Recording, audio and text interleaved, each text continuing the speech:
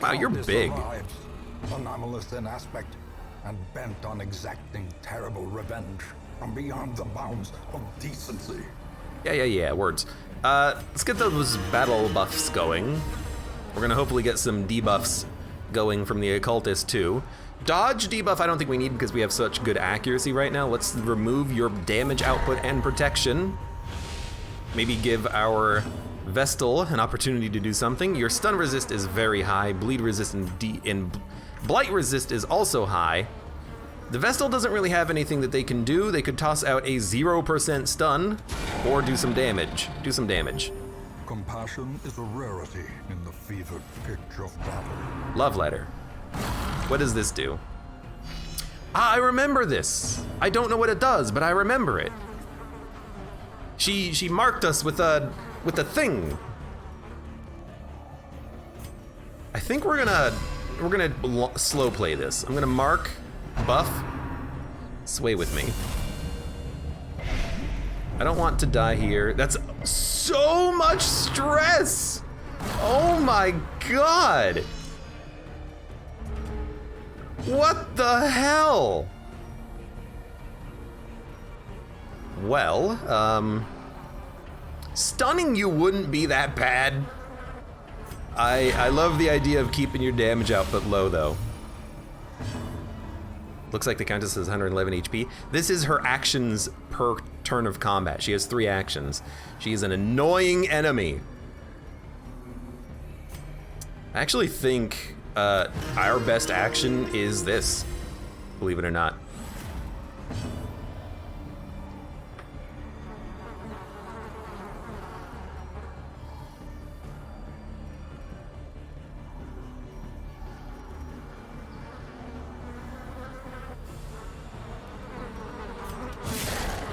It's only 29 damage. Is it something I ate? So when you hit, you hurt yourself because of that thing on you. She's now flushed. We also got we get a shuffle debuff, okay. You're taking 6 damage next turn. I'm not gonna use the anti-venom for that. What is this? You have minus a whole bunch of resists for 1 round because you were flushed. I don't know why you are flushed, but I'm just gonna toss out a heal. Momentary overexertion. You change your forms over and over again. Now you have resists. Then you metamorphosis. And now you're here. Okay, I'm sure. Let's, nothing really happened on that round, but you do have 4 actions now, which scares the hell out of me.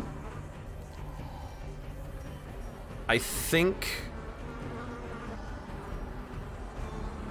40% protection, 30 dodge, 8 speed. 30 dodge. Really want the leopard to be able to land a hit, but I could always buff him. I'm gonna toss out one of these to keep the stress down because that minus 20% stress for 3 rounds might be okay. I'm going to keep you debuffed when possible. You did get shuffled to the front, which is very bad, and you can't do anything, so you have to move back. So that's an annoying ability now that I understand it. Crit healed for 40, sucks. Throws of Ecstasy, is that a stun? It's a stun. Indecent proposal. Probably like a bleed. Yeah. We've got bandages though, so we'll use those. And then I think we should revenge. We need to make sure that we land hits and that they crit. So I want the buffs to be up. Courtship renewed, then you change back. You're in your... Is this your normal form or your flushed form? This is normal form. I still don't know what these pustules are doing, but we'll figure it out. Now, Jester, buff. You, bandage. Heal up. It's not a big heal, but I'm hoping that these crits that we are about to toss out are gonna help us out here. Sway with me sucks because that is gonna apply shuffle to people. It's also a ton of stress, I'm realizing. It's a crit for 48. We're gonna have to come forth. Why did we get hit for 23 damage off of that? That seems absurd. Disrobe. Excuse me. Craving blood. Yeah, take the blood. I want it some. You pay. Come on! It's the same turn. You idiot. I know the egg exploded, but why did it explode? Okay, heal up. Heal him for 12. Is it because I crit that it exploded and did that much damage? How do you get the eggs off? You are not that well off. Hit you for 51. If it hits me for like another 20, I'm gonna have to leave. It hit it for 5, okay. I dodged it. Is it like the second hit is when it actually starts to get absurd damage or something? Send you out to the back. That's fine. You healed him for 0. You bastard. Ah, well, heal everyone. Health is okay. Healed for 20. This is not a good party for this, I think. I don't think a Mark party would be good for it though, because the Mark party would have a hard time hitting with the 3 and 4 actions per turn. Really, if we can keep the leper alive for a few turns, I think we'll be okay. That's highly unfortunate because it still has 1 more action. But I think it's just gonna, yeah, it's just gonna do its own thing. This is a horrible fight. Injury and despondence. Don't really know how we can overcome the damage output here, but I'm thinking that's a good heal. I'm thinking maybe a Man-at-Arms buffing our dodge and we can start dodging some of these attacks would be okay.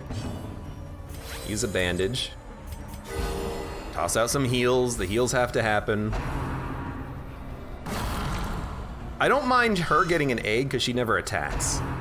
Sway with me. So that's poison and the shuffle. Also a lot of stress. We might leave. That's a lot of damage output. And he's got an egg on him.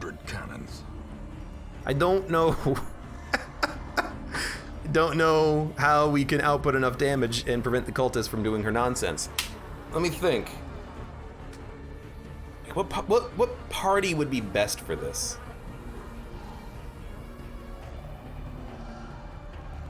If we were to come back with a party, what would we want? Or should we just try to keep pushing through? I don't think we can withstand the DOTs.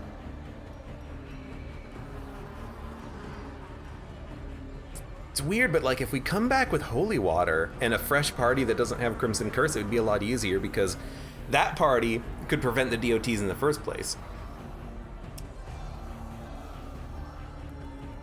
A Man-at-Arms could give us dodge buff, lower the stress gain.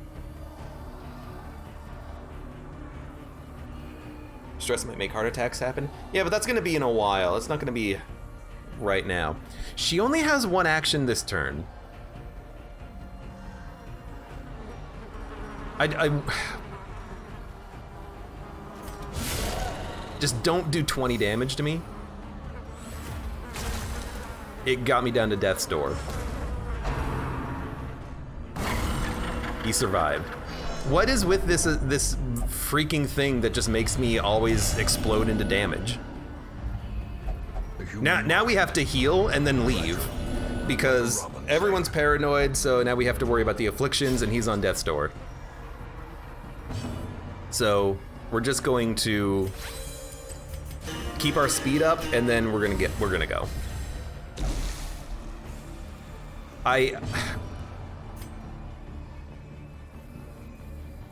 Our speed is so high. Yeah, I'm gonna retreat. Retreat failed. Retreat. This It worked. Lost, but the battle may yet be won. That's fine. Regroup, yes. Okay, we lived. Do not ruminate on this fleeting failure. We lived, okay. Get out of here. Everyone is stressed out. Everyone's got nastiness. Okay, if we're gonna kill this thing, Our family name here's one disease for every hero on the roster. No. regarded. If we're gonna kill this thing, what do we? Oh, you know what? We can't even do it right now. We need another invitation. Damn it. That's fine. But let's think about it. Let's do a little bit of thinking. We need resists. We need to be able to output damage. We need to be able to block the DOTs or heal the DOTs. And then that love letter egg that just does 20 damage is just absurd. Like it took my leopard down to death's door, and I really wasn't expecting it. It seemed a little annoying. So I'm just gonna look it up. I'm just gonna look up the Countess here. What the heck is the parasite egg? It's injected by the Countess when using Love Letter. Does damage at the end of his or her turn. Except that's not true. It only does damage to the hero when you deal damage, I think. Every turn it has a chance to hatch. Only attacks make it hatch or gestate. Buffing or healing doesn't trigger the hatch or gestation. Makes sense. On every turn, it has a higher chance of hatching, doing a bunch of damage. And when it hatches, it buffs the Countess. So how the heck do you deal with the egg? Is there a way that you can remove it? I'm not sure. But maybe I'll have to do some research and figure out a strategy for dealing with the Countess. But the dodge, like a man-at-arm dodge, could be good. If we do bring in another party, we're actually gonna have to go all the way to the top of the map to get camping logs so we can do another bit of camping, because the freaking Jester kept breaking the damn boxes. But guarding could work. I'm actually thinking maybe riposts could work. Stack up dodge, stack up riposts from a man-at-arms and a highwayman. So all of those attacks that are hitting the entire party, those will get riposts out, which can do damage. And I don't think those will count for the egg hatching because they're not actually directly attacking. Although you're gonna have to constantly be attacking in order to get the egg to hatch. But yeah, if you can't remove the eggs, and when they hatch they do 24 damage, then you're just gonna have to eat the damage, which sucks. Considering that she's also blighting, multiple units for 12 every one of your turns. She can bleed on her other form. That's a lot, and the stress is also big. But the stress only comes out from that one attack, Sway With Me. Everything else is pretty light on the stress. Sway With Me doesn't trigger riposte? Really? Why not? Wait, really? Hold on, riposte. The ability Sway With Me and Love Letter can no longer be riposted as of the Color of Madness update. So riposte doesn't work on her, even though this is a boss that... Why? Why? So I have no idea. So the Madman attack, I understand. Attacks that don't deal damage and that are only a buff can't get riposted, but that attack does 4 damage and blights, and it's also debuffing. It makes no sense that it is unrepostable, really. No other attack that does physical damage is unrepostable. I think that they just realized that people were cheesing the fight with riposte because, this is a boss that targets many people. Usually riposte works well. I mean, you use riposte for the blanket fire bandits. It's very good for working with them, for dealing with them. But I guess they realized that the Countess was too easy to counter with riposte, which is highly annoying. So I mean, I don't know. We'll have to figure something out for that Countess. Marking doesn't work because she has 4 actions per turn. The mark doesn't last. Man-at-Arms is good for buffing damage and for buffing dodge, and he has 2 different dodge buff abilities. I'm thinking about it, and I'm like, is that what you just have to do? Just dodge everything? Shoot her up with DOTs as well. She does have 3 to 4 actions per turn. Her blight resist is high. Her bleed resist is at a medium level. You know, a flagellant could inflict a lot of bleed and can heal on his own.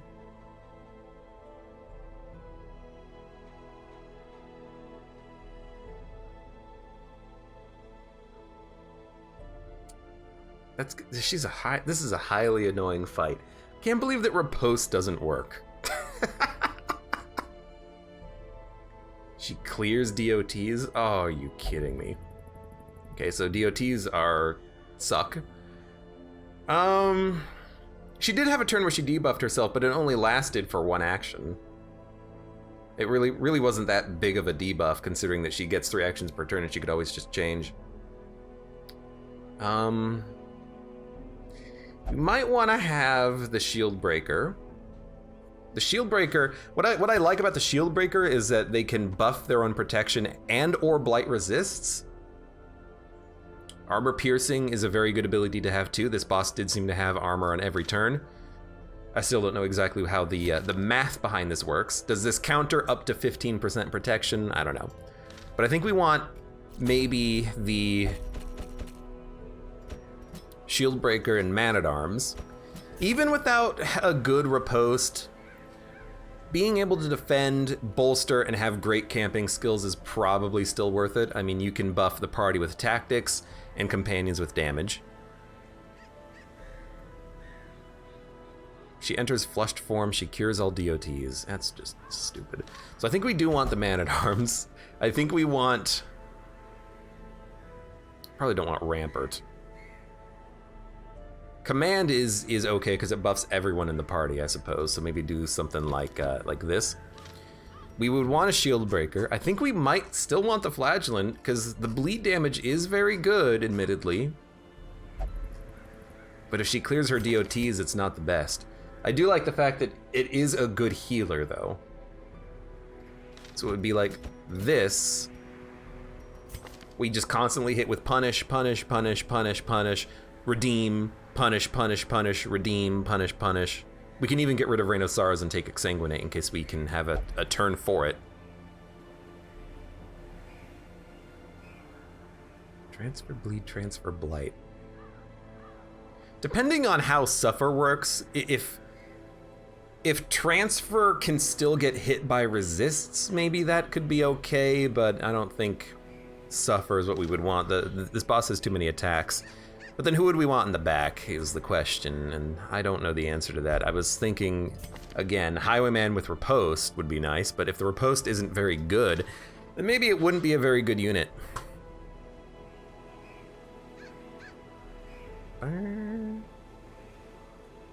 Shieldbreaker is nice dodge but low health. Yeah, but we would buff her with protection and max HP, and she'd be fine. Wow, you have... Oh, well, because of natural. But we would also buff people with, you know, a lot of dodge. Bolster would dodge. We would have command for the Battle Ballad effectiveness. And we would keep people guarded. Flagellant. Flagellant's healing is... I don't like the Flagellant's healing. What would be a better healer that might be able to help on the party? I'd say an Occultist, but their weird reconstruction is hit or miss at best. Who would be the last unit? Arbalist? Nah, we're not taking an Arbalist. Without marking, the Sniper Shot ability is kind of just mediocre damage. And the marks wear off so quickly that a mark party I don't think is going to be that useful. It could be, but if you do run a mark party against the Countess, I don't see you doing anything else with your turns other than mark, shoot, shoot, shoot, mark, shoot, shoot, shoot, mark, shoot, shoot, shoot. You're not going to want to take time off to heal or put up a buff. Move resist trinkets. How much do you want to bet for Dracula that if I look up that shuffle ability, there's going to be a note that says it's not affected by move resistances. Because that's what I'm thinking. Hold on. Love letter. No, what was it? Sway with me? 155% chance of stumble.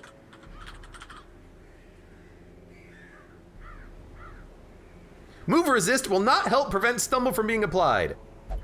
Oh, but can help resist its shuffling effects at the start of each turn. Okay, so it doesn't help it from being applied, but it would help it from being moved, I guess. I don't think you'd care though. I think if you're gonna do that, you would just want a party that can function from anywhere, because if, again, like, I think that if you're taking time to buff on a fight like this, or not buff, but if you're taking time to, sorry, if you're, I don't know what I'm thinking. I don't think you want to take the inventory slot. Antiquarian dodge everything. I mean, it's not the worst idea in the world. But excuse me, I burped. Invigorating vapors could be good. Excuse me.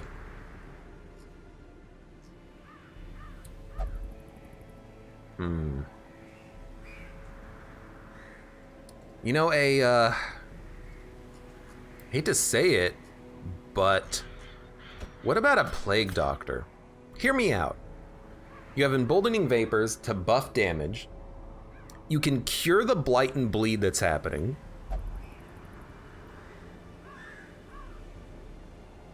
You can buff your blight skill chance so it actually lands.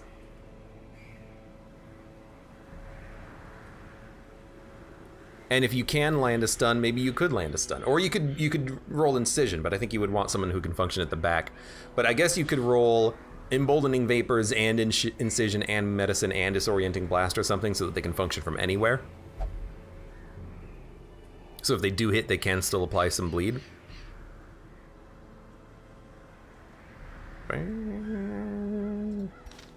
It's a good point. Hellion is good too because they can function from anywhere. And they do deal good damage. Hard-skinned is also very interesting. Plus 10 max HP is also good on this Hellion. We need a party that has very good quirks. Yeah, I guess in that case, maybe it would be like, you would buff the shield breaker with the plague doctor, and then they would have higher damage output. They could still function from anywhere. And the flagellant could just toss out healing whenever.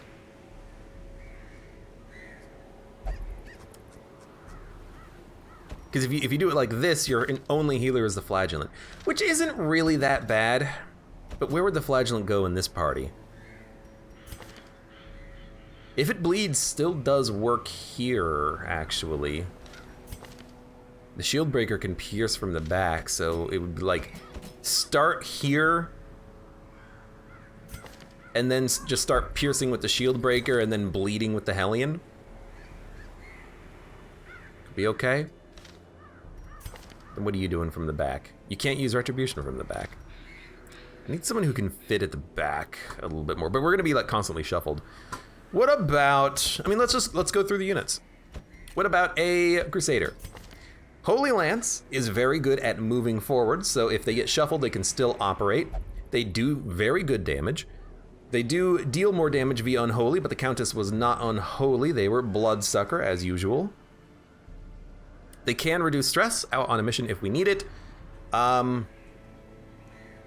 But ultimately, is this a good enough unit? They can also use Bulwark of Faith for a buff for the entire fight. So Crusader is like, they can function. Bounty Hunter.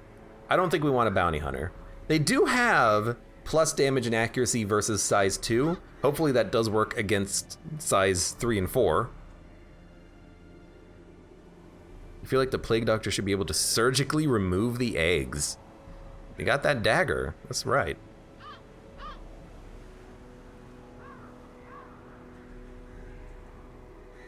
I'm gonna look this up. Bounty, Hunter, Darkest, Dungeon. How does that ability work? What is it called?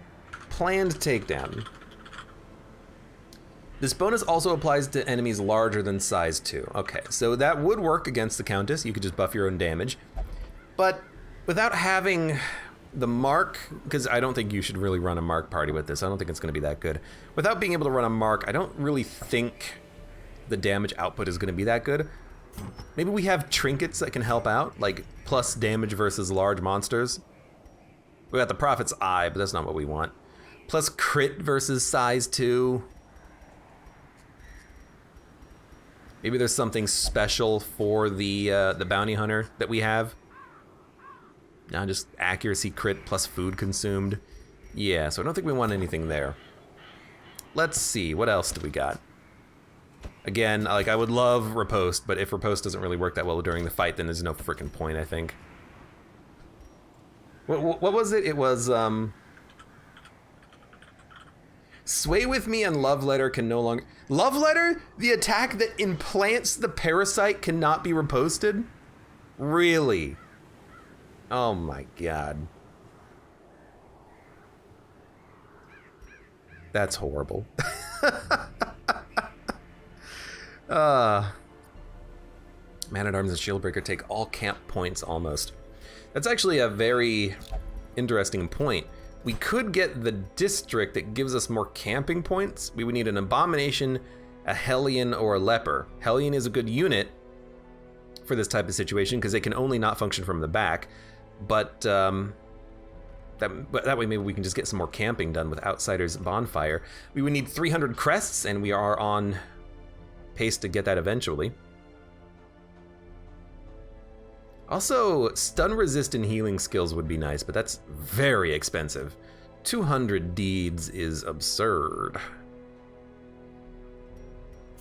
Let's keep looking at what we got here. Antiquarian.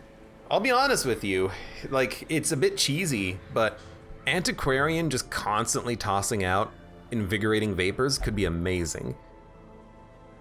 To just be able to give us like plus 50 dodge with this and a Man-at-Arms, we would be able to dodge a lot of nonsense.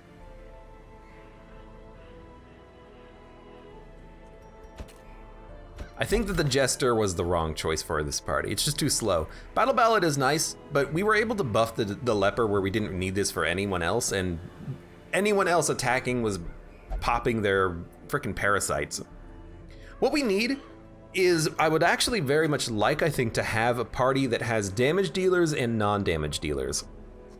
You know, if the Man-at-Arms gets hit by a parasite, maybe he's just not attacking, you know? He can command, bolster, and defend to buff the accuracy and damage of someone else, protect them, and then he's not attacking on his own, so no one is going to, or he's not going to explode.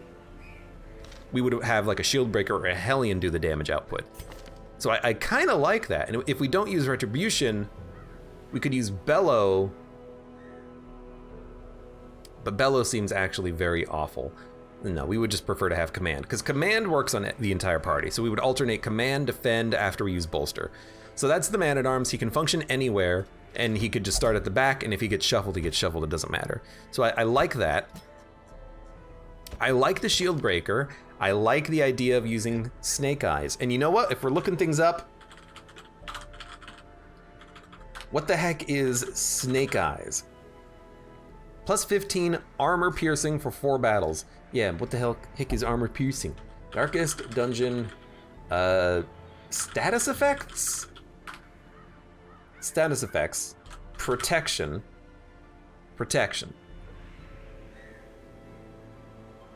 What? Protection went to heroes. Protection points goes to heroes. What? Protection, no, protection isn't even on the word. Hold on. Protection, okay, there we go. Protection. There are a handful of hero abilities that ignore enemy prot in part or in whole. Shieldbreaker pierce ability or partially by Snake Eyes. Yeah, but what does that freaking mean? I think how it works is that it ignores 15% protection. I think that's how it works. That's a pretty good ability, and Pierce ignores protection anyways. So I think that's okay. I understand the value of a Hellion, and I kind of like it. They're tough, they do a lot of damage. They've got a decent amount of health. Maybe that's very helpful to know, that they have a lot of health, they can survive, you know, getting hit a couple of times while they get healed up. But who's gonna be doing the healing? It's either gonna be a Vestal or a Flagellant. Here's what I'm thinking, okay? If you have a Vestal, what are they gonna do? They're going to heal. Maybe stun. They're not gonna attack.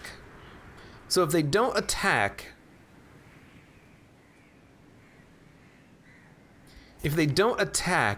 they're not going to be exploding with parasites. So what about this? What about running a Shield Breaker Hellion as the damage dealers, the Vestal as a healer, and the Man-at-Arms as the blocker? This way we have 2 units that are actually busting down eggs, but the Vestal is never going to break her own egg, so she's not going to have that negative effect happen. And as a result, we only really need to focus big heals on the Hellion and the Shield Breaker. What about that?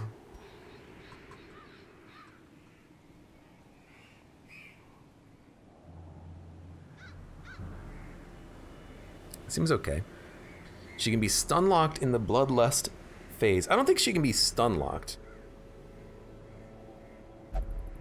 Like she would get stunned for 1 turn and then have 3 more turns. So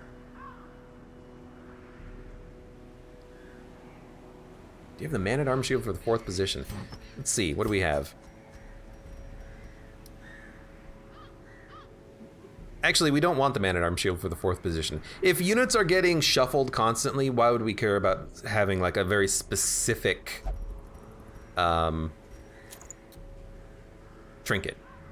Yes, protection and dodge, but I mean, the dodge would help to not get hit by the debuff, but wouldn't we just rather have a trinket that's applicable everywhere?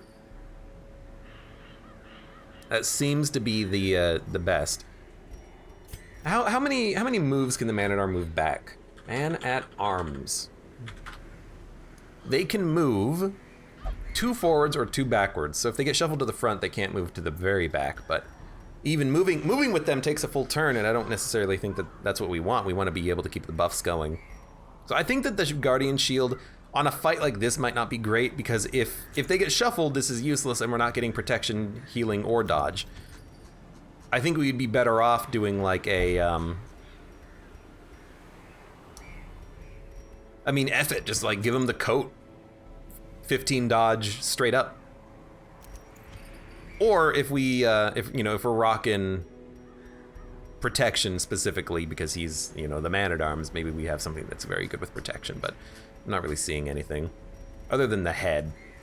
So we could just use the head. Tempting Goblet is actually very interesting. Plus 20% max health, so that counteracts natural, so you have 66 HP. Good dodge. Take a lot of stress damage, but,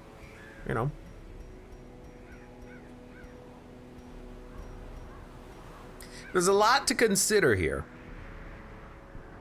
Let's keep looking at people, though. What about a Grave Robber? Would they be good on this fight? They have good dodge, good innate dodge. So they would hopefully dodge some attacks. They can use Toxin Trickery. Once per battle, gives them a bonus to dodge and speed and cures Blight Bleed. They would only be able to use that once before that ability is useless, but if they do use it, they will get a permanent bonus for the remainder of the fight. And I'm just looking up the buff. 13 dodge at highest level, so we can give them a permanent 13 dodge for the fight. That's not bad. They can pick to the face at the front, they can lunge, so they could be a frontline minion that is able to reposition themselves. They can lunge if that's necessary. It does good damage too, so maybe that's a bit of a positive. If they get shoved to the back, or if someone else gets shoved in front of them, they can still lunge and get a little bit of a damage bonus out of it. It's possible. it'll also move people back so that they can maybe get into a better position. So the Grave Robbers is tempting. Shadow Fade is also interesting because if we use them as a dagger thrower in the back, they can Shadow Fade back if they get pushed to the front. And then, of course, Toxin Trickery again for that dodge buff if we need it. I don't think Arbalists are worth it because their primary ability is a mark-heavy ability, and we're not going to be marking. So I don't think we want them. Abomination is also very interesting, and I was thinking about this. If you transform the Abomination,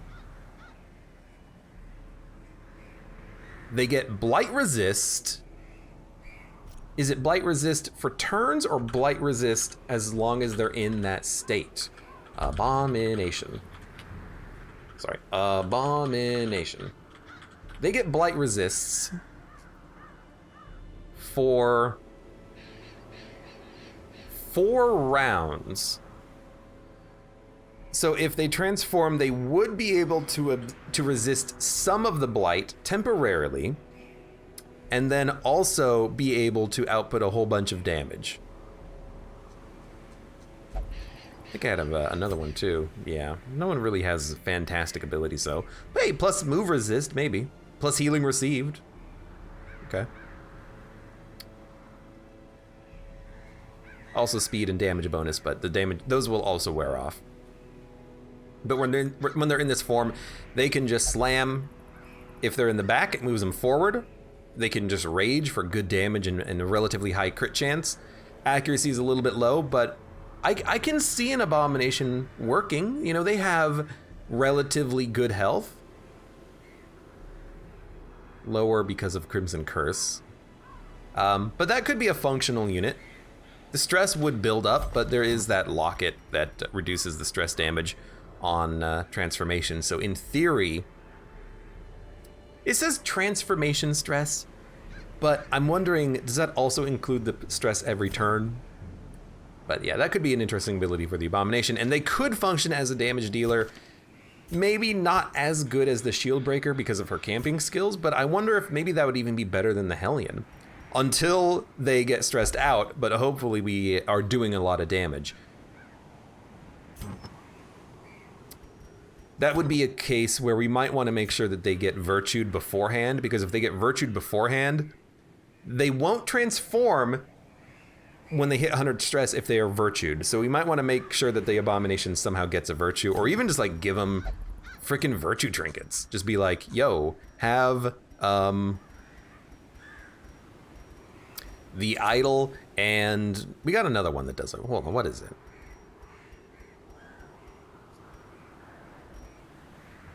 Accuracy plus stun chance.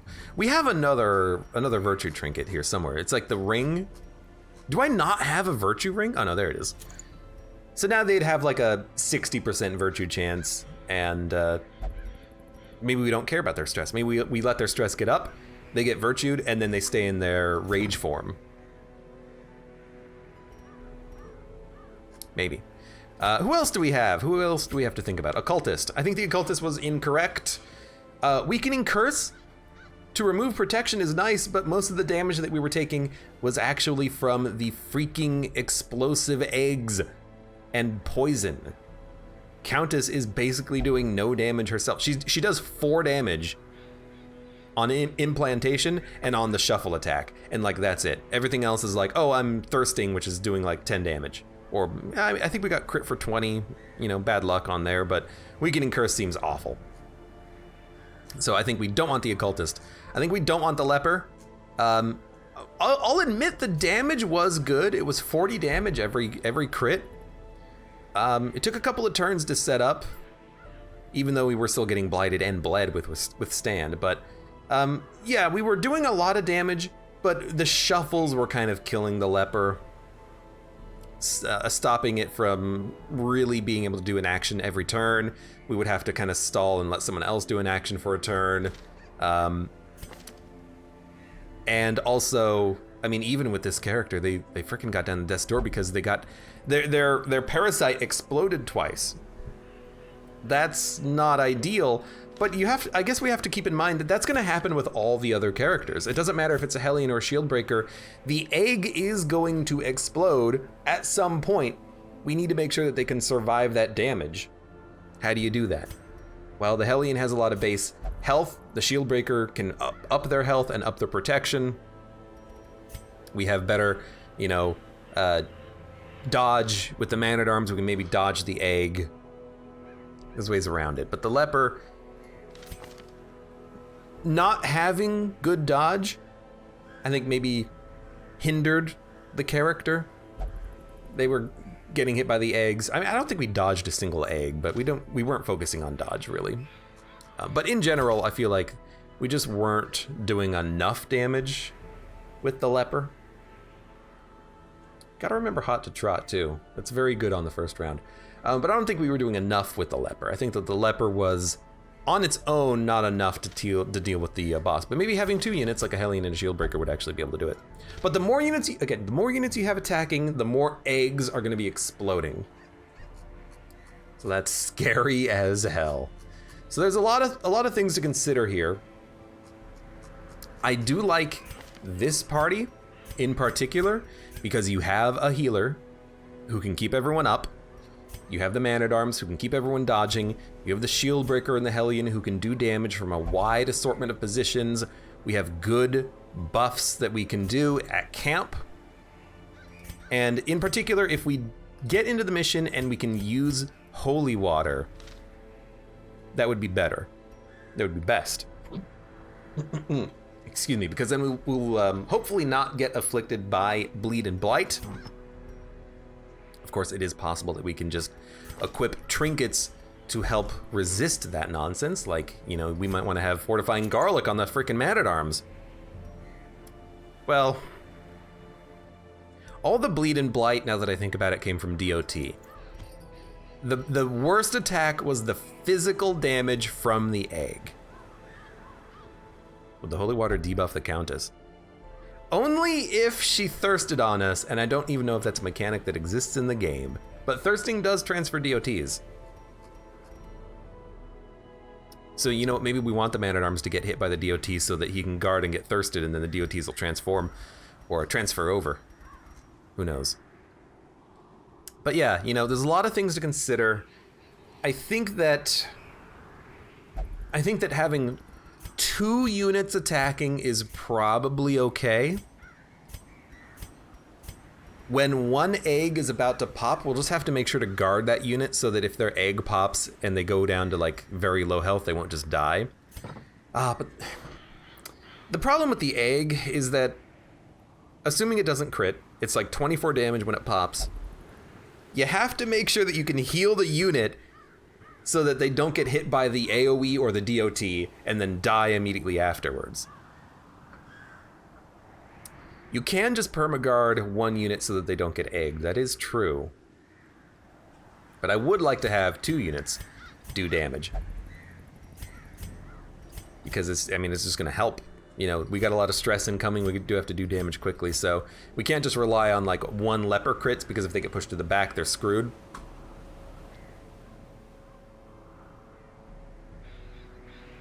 Have like 3 healers and 1 other unit transfer all DOTs to her from the squad.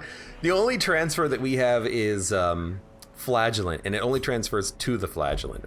But in theory, like if you run like 4 Flagellants, they can always just transfer DOTs around, and then we'd have to have like, I don't know how you would have to do it. There's no way of guaranteeing that the Countess would thirst on a Flagellant with like 40 bleed. But that would be funny. Weirdly enough, that is a possible strategy. Every Flagellant reclaims another Flagellant every turn. They bleed each other. And occasionally when the boss thirsts, the boss will take some of the bleed from you. Every time. So you're just constantly going to reclaim, and then whenever someone's low on health, just redeem, and then that's your entire strategy of Flagellants. 4 Flagellants versus the Countess. Hey, it could work. It could work. Oh. Shieldbreaker could block before the attack. You know what? That's actually a fantastic point. We could always just bring in the... It's fine. We could always just bring in the Aegis scales, and then when someone's gotten hit by an egg, just use these. It's a bit cheating, though. Like, it's a consumable we're bringing into the mission that only exists because of the Shieldbreaker DLC, and it completely negates a single attack. It feels a little bit cheaty, but that is also a strategy. Could also maybe get, like, a trinket. We have 84 shards. Let's take a look. Wasn't there a Shieldbreaker trinket, or a Man-at-Arms trinket, rather? Plus dodge, damage reflection. If they get hit by an egg, they're not really going to be doing a lot of damage if riposte isn't working, so the damage reflection might... Well, no, damage reflection. Oh, but they're not going to get hit by that much. Again, I mentioned most of the damage is DOT and eggs. I don't think damage reflection is what we want. But it is a good trinket.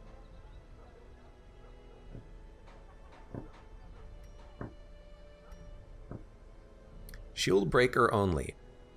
Plus 20% blight skill chance on attack random target, plus 15% max HP. Well, that doesn't really hinder the shield breaker at all, does it? Accuracy of bandage plus max HP minus bleed resist. No, thank you. Yeah, the spectral spear tip might be okay on the shield breaker. We're not really using blight, but plus max HP and damage is pretty dope.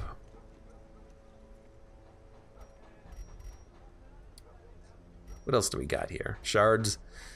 Flagellant.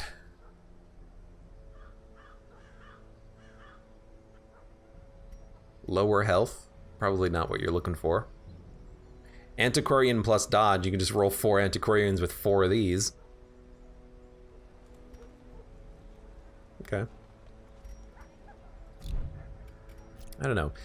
There's a lot of considerations, but we've gone through some possibilities, and we're thinking about it. That's the important thing. We're thinking about it. Let's get some stress relief done. These people are freaking horrifyingly bad right now. You go to the brothel. Thank you very much. I'm not going to upgrade the brothel. I'm just probably going to remove that negative quirk from you at some point. And we still have to do another mission at some point. So let's think about the next mission that we're actually going to go on, which is going to be Cove or Weald, because the Warrens and the Ruins are done. Weald is the long mission available to us, so let's think about it. What are we doing? I would love something that can go... And you know what? We're talking about guarding. I would love something that can guard against Tree Branch Smackdown. That's the Man-at-Arms. So maybe we will roll a Man-at-Arms in the front who can guard another unit. Maybe we'll even have a Hellion in the front, who I do like running on these types of missions. You are a great Hellion, because they can hit the backline very easily. I think we should maybe have some sort of a healer. Flagellants also do work well, but I really want the Man-at-Arms to be in the front so he can guard both positions against Tree Branch. So maybe we would just run like a Vestal. You know, just a garbage Vestal going out there. And then, what else? Backline hitter. You know, we could roll Grave Robber. They're, well, Cove Warrens, but they're pretty good with their Throne Daggers. Just chop out or chuck out that damage over and over again. But also we do have this Houndmaster who needs to be used at some point. He does have Eldritch Slayer. He's relatively low level, but, you know, we can take him out on the mission and maybe give him the Ancestor's Portrait, and if we keep him alive, he'll gain a couple of levels and then maybe be functional in the future. Plague Doctor. Plague Doctor could be good. We can definitely buff their blight and stun chances. That would be nice, wouldn't it? I really like the Plague Doctor for the Ruins, Warrens, and Weald, actually, now that I think about it.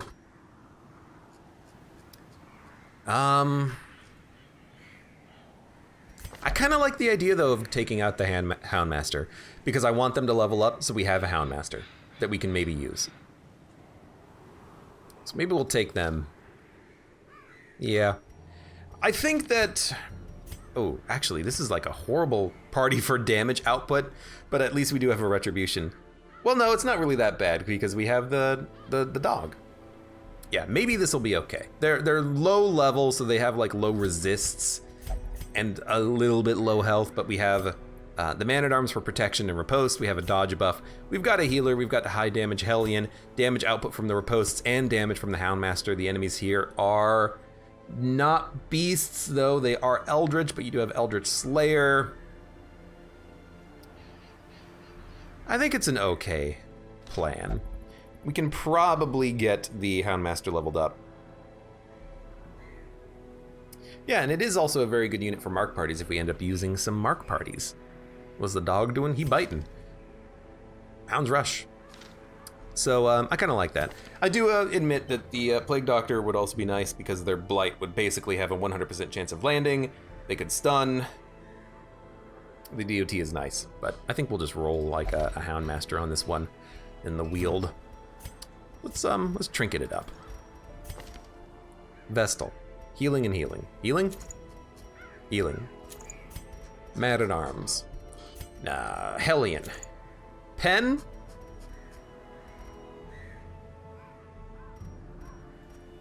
Maybe a focus ring? I hate losing the dodge, even though it does buff the crit. Man-at-Arms. If we're doing a lot of riposts... Ooh, wait a minute. What about accuracy and then the musket ball? Because the dog attack is ranged. I like that. Although you do need the map. So you know what? Dump the... I hate to say it, but accuracy is probably very good for you to have because your abilities are only going to be level 4 with 100 accuracy. So dump the musket ball, take the map. Well, no, because you got to have this. So take the portrait, I guess. Someone else can have the map. We'll have the Man-at-Arms have the map. He will also have...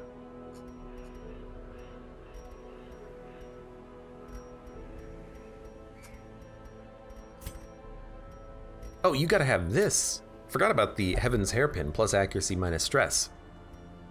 I like that. Man-at-Arms can have... I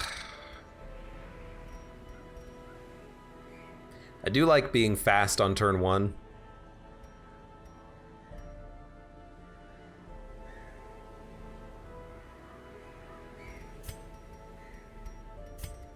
You got accuracy, you got healing, you've got protection.